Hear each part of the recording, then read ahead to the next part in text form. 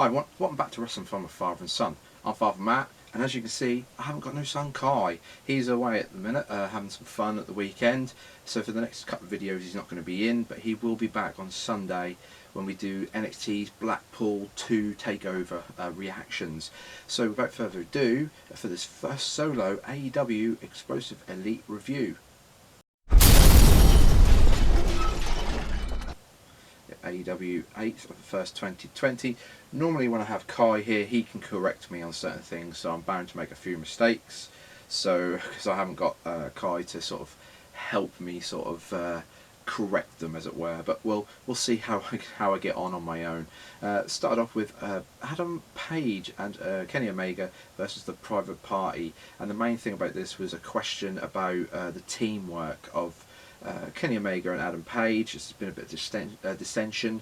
Obviously last week the Elite won. He didn't want to celebrate with the Elite, but they had this match against Private Party. I'm really impressed with Private Party. I think they're really good. I think they're better than what they're sort of modelled on, which is the Street Profits, or the Street Profits are modelled on the Private Party. I think they're better than the Street Profits. I think let's say they're a very good tag team. I think we got the answer to the question of whether or not they're going to work as a team. We got that very quickly because a one-wing angel from Kenny Omega got the win. Only for then after the match there to be they go to the screen where there is Pac with a brutalizer onto Mike and Nakazawa. Obviously Mike and Nakazawa is Kenny Omega's friend. He keeps sort of tormenting Kenny by attacking Mike. He's done it again. He says he wants his third rubber match, only for then Kenny Omega to run to the back. Then we had a match that was supposed to happen last week, which didn't. It was Chris Statlander versus Rio for the AEW Women's Championship. We had Brandy on commentary, which, to be fair, in my opinion, wasn't a good thing. I didn't think she was very good on commentary. She was just basically digging at everything and everyone, even the commentators. Halfway through the match, the Nightmare Collective came down to ringside. Rio had got attacked by Mel, who threw her into the barricade, only for Statlander then to do a suicide tope dive through the ring ropes onto Mel, but also Kong attacked her, and there was it was a little bit of a cluster, to be fair, with all these people, only for then Brandy to come off commentary, go down to ringside, get into Statlander's face, only for someone to crawl underneath the ring. From under the ring, it was a guy who I've never seen before, but he's supposed to be a Japanese deathmatch specialist called Luther. He has now joined the Nightmare Collective. To be fair, he doesn't, like I said, I don't know much about him, but he doesn't look that sort of different. To be fair, he doesn't really stand out to me. It's interesting that they're sort of targeting women, and they've now got a male involved in their sort of faction. I think that's a really, really strange thing. Only then for the match to still be continuing, and Rio got the win. And after the match, Awesome Kong attacks Chris Statlander, only for Rio then to help.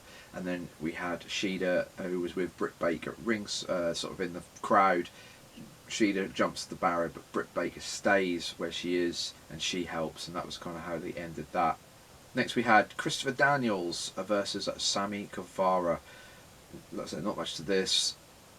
At the end of this match, Pentagon Jr., he interrupts, basically baiting Christopher Daniels. As we know, Pentagon Jr. and Ray Phoenix have had a sort of issue with the SCU over the last couple of months. This is again continuing that on. That then distracted Christopher Daniels. That helped Sammy Guevara get the win. Only for then the Dark Order to come out and sort of address Daniels. Says that nobody believes in Daniels anymore, and that if he joined the Dark Order, they could help him make him what he used to be. Only for them to give a mask to Daniels. Daniels looked like he was tempted to put it on, only for then him to throw it back. The Dark Order then beat down Daniels, only for then SCU to come out with the Young Bucks, and that was kind of the end of that. Then we had the Lucha Brothers versus Cody Rhodes and Dustin Reynolds. I thought this was a good tag team match. I thought it would be. When you look at it on paper, it looks like it's going to be a good tag team match. I think it was. They worked Dustin's leg at some point, so they were working a body part, which is quite cool. At one point, Ray Phoenix got a chair, only for then Arn Anderson to sort of disarm that chair by taking it off him.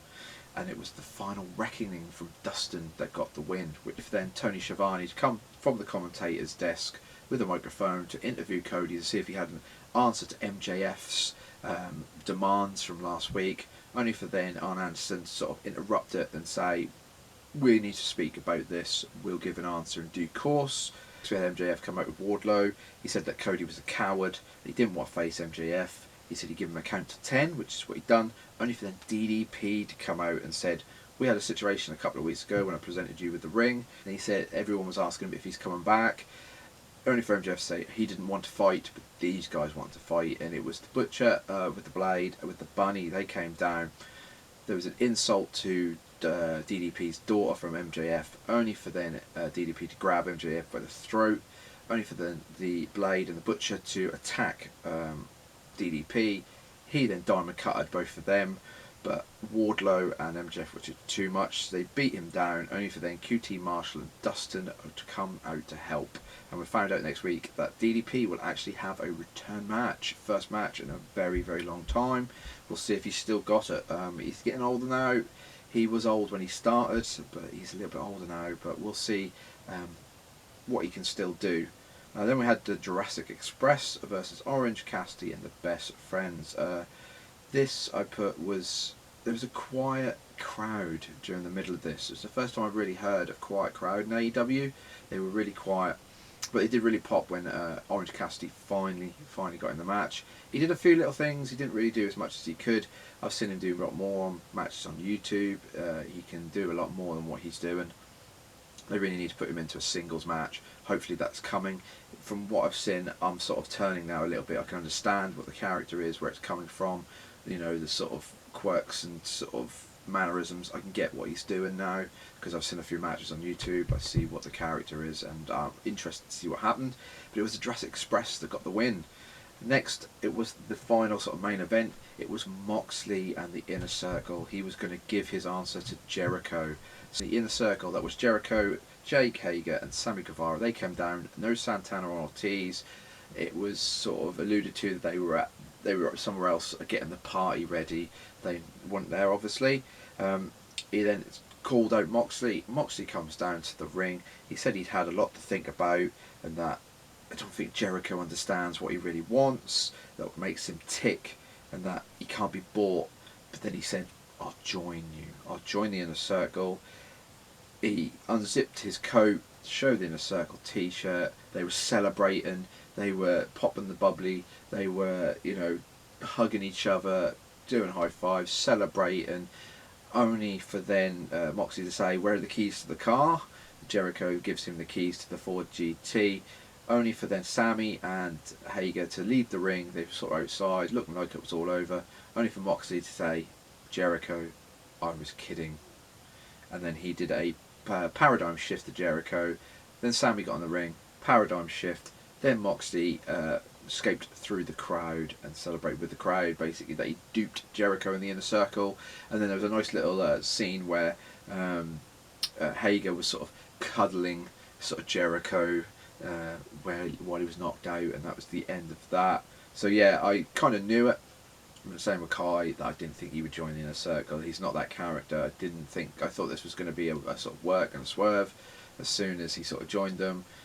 It was nicely done. I think the reveal could have been done a little bit more sort of, yeah, I don't know. They've done these sort of swerves before in wrestling where it's been done more effectively. I think it could have been done more effectively than just saying, I was kidding, and then a paradigm shift. But it was good for what it was, and I really enjoyed it. So that was AEW this week. The next video, which I shall do again on my own. Hopefully this one's been okay. I like to have Kai because I like to bounce off Kai. It's really, really cool to have Kai in the videos because, like I say, he can correct me, he can chime in with some answers and that, and I like working with Kai. So I did feel a bit uncomfortable doing it on my own, but like I say, he'll be back Sunday, and I've got another video to do after this one, which will be the AEW SmackDown review. We'll see what happens on SmackDown. But this was AEW. Like I say, this was a very, very good, solid episode of AEW. I'm very, very happy with where they're going with some of the things, especially that Moxley thing. He wants that title, and I think he's going to get that title a Revelation. So we'll have to see. So yeah, if you like this video, please like, comment, and subscribe. And I will see you in the next video, which will be the AEW SmackDown. So I'll say goodbye, And I would say goodbye, Kai, but he's not here, so I'll say goodbye for Kai as well. Bye-bye.